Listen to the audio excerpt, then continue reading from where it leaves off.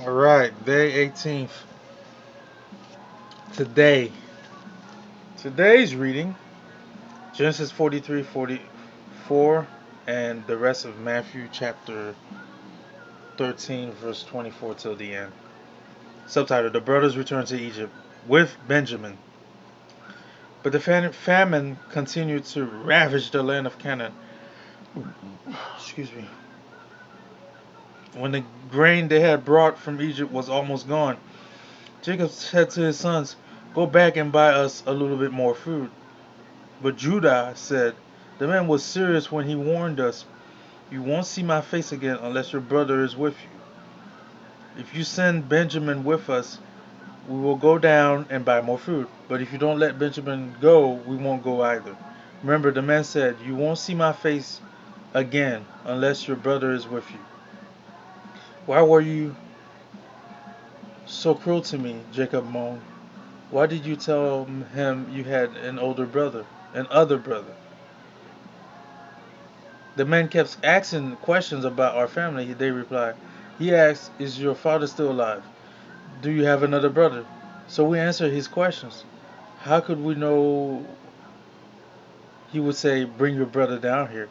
Judah said to his father, "Send the boy with me and we'll be on our way. Otherwise we will all die of starvation, and not only we, but you and our little ones. I personally guarantee his safety.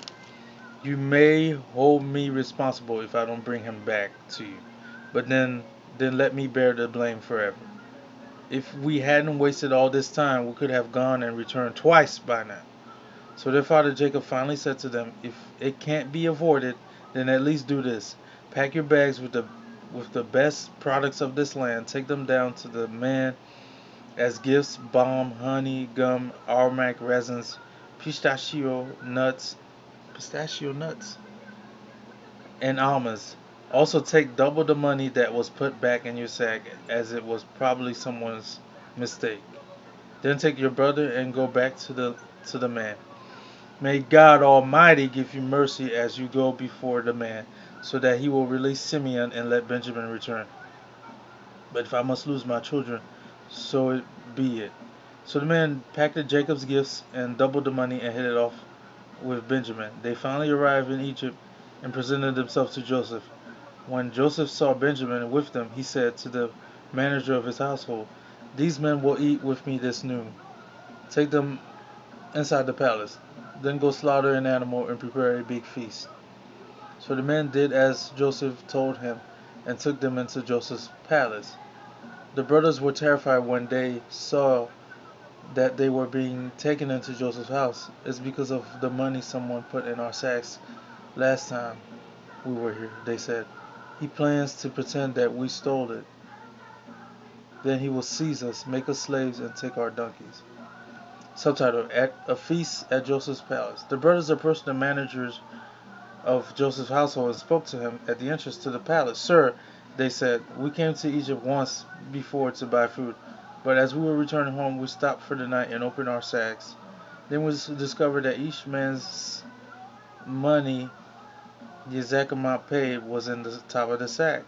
Here it is. We have brought it back with us. We also have additional money to buy more food. We have no idea who put our money in our sacks." "Relax. Don't be afraid," the household manager told him. "Your God, the God of your father, must have put this treasure into your sacks. I know. I received your payment." Then he released Simeon and brought him out to them. The manager then led the men into Joseph's palace. He gave them water to wash their feet and provided food for their donkeys.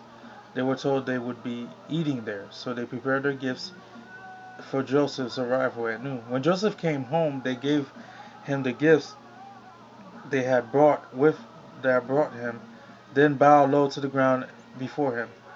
After greeting them, he asked, "How is your father, the old man who spoke about you? The old man you spoke about. Is he still alive?" "Yes," they replied, "our father. Your servant is alive and well." And they bowed low again. Then Joseph looked at his brother Benjamin, the son of his own mother. "Is this your youngest brother, the one you told me about?" Joseph asked. "May God be gracious to you, my son." Then Joseph hurried from the room because he was overcome with emotion for his brother. He went into his private room where he broke down and wept. After washing his face, he came back out, keeping himself under control.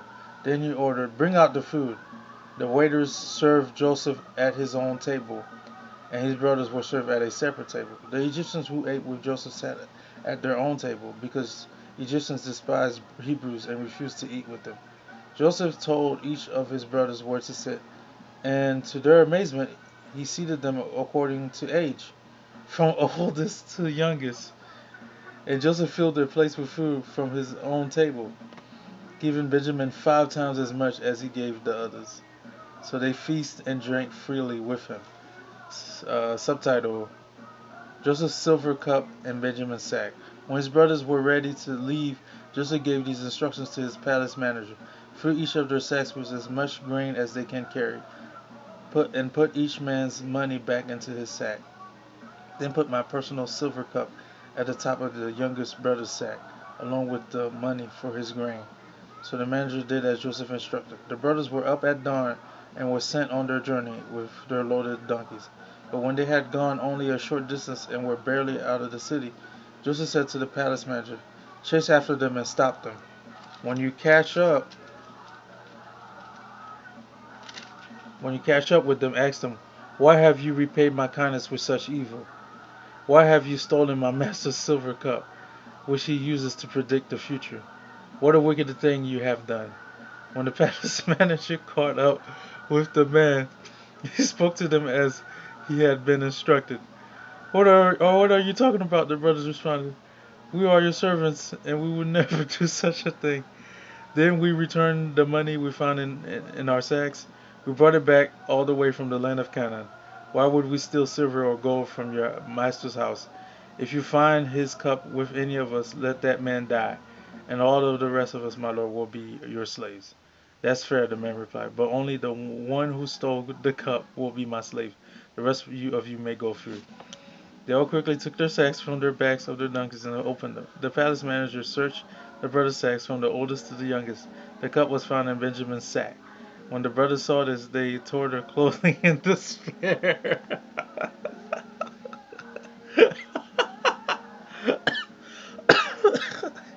Then they loaded their donkeys again and returned to the city. Joseph was still in his palace when Judah and his brothers arrived, and they fell to the ground before him. "What have you done?" Joseph demanded. "Don't you know that a man like me can predict the future?" Judah answered, "Oh, my lord, what can we say to you? How can we explain this?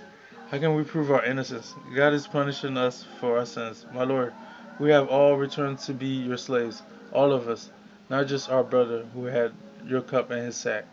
"No," Joseph said, "I will never do such a thing. Only the man who stole the cup will be my slave. The rest of you may go back to your fathers in peace." Subtitle: Judah intercedes for Benjamin.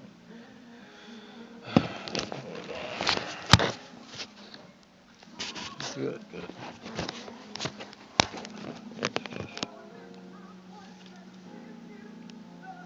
Then Judah stepped forward and said, "Please, my lord, let your servant say just one word to you.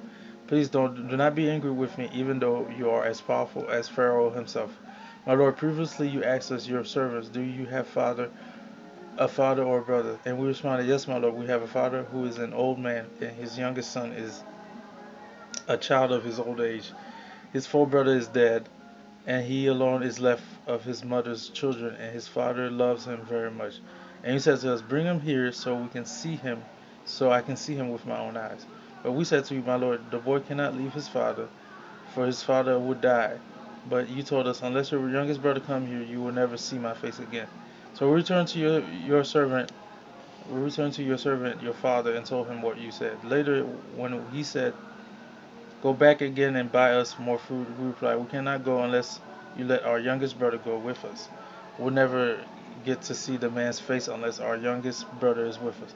Then my father said to us, 'As you know, my wife has 2 sons, and one of them went away and never returned. Doubtless he was torn to pieces by some wild animal. I have never seen him since. Now, if you take this brother away from me, and any harm comes to him, you will send this grieving white-haired man to his grave.' And now, my Lord, I cannot go back to my father without the boy. Our father's life is bound up in the boy's life. If he sees that the boy is not with us, our father will die. We, your servants, will indeed be responsible for sending that grieving white-headed man to his grave. My Lord, I guaranteed to my father that I would take care of the boy. I told him, if I don't bring him back to you, I will bear the blame forever. So please, my Lord, let me stay here as a slave instead of the boy, and let the boy return to his mother, to his brothers. For how can I return to my father if the boy is not with me? I couldn't bear to see the anguish this would cause my father. The 18, that concludes chapter 44. And now Matthew 13, 24 to 43. 24 to 43.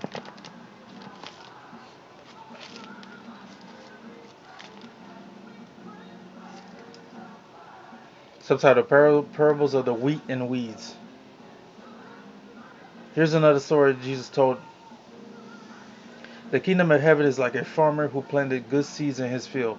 But that night, as the workers slept, his enemies came and planted weeds among the wheat, then slipped it away. When the crop began to grow and produce grain, the weeds also grew. The farmer's workers went to him and said, Sir, the fields where you planted that good seed is full of weeds. Where did they come from? An enemy has done this, the farmer exclaimed. Should we pull out the weeds? They asked. No, he replied.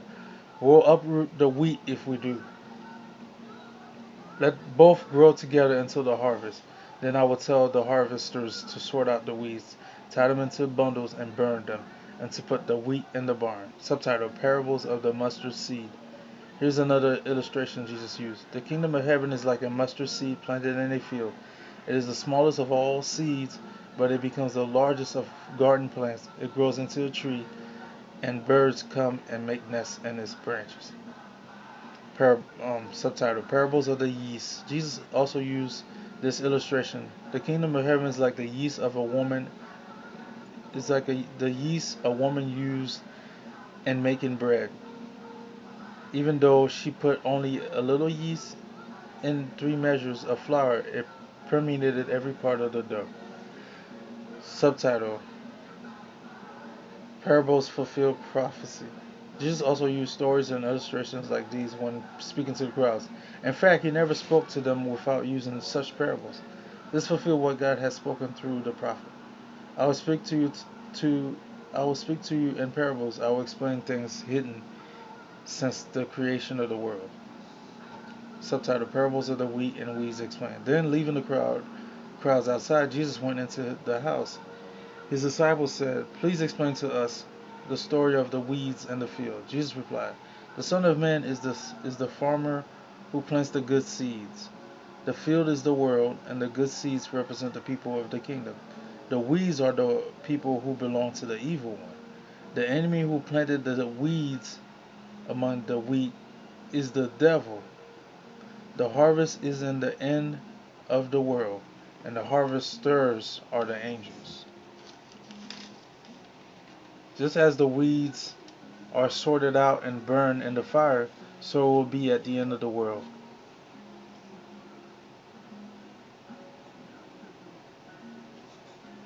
The Son of Man will send his angels, and they will remove from his kingdom everything that causes sin and all who do evil. And the angels will throw them into the fiery furnace, where there will be weeping and gnashing of teeth. Then the righteous will shine like the sun in the Father's kingdom. Anyone with ears to hear should listen and understands. Amen. Whew, what a reading. That concludes day 17th and 18th. And that was day 18th. Wonderful read. Very good. All right.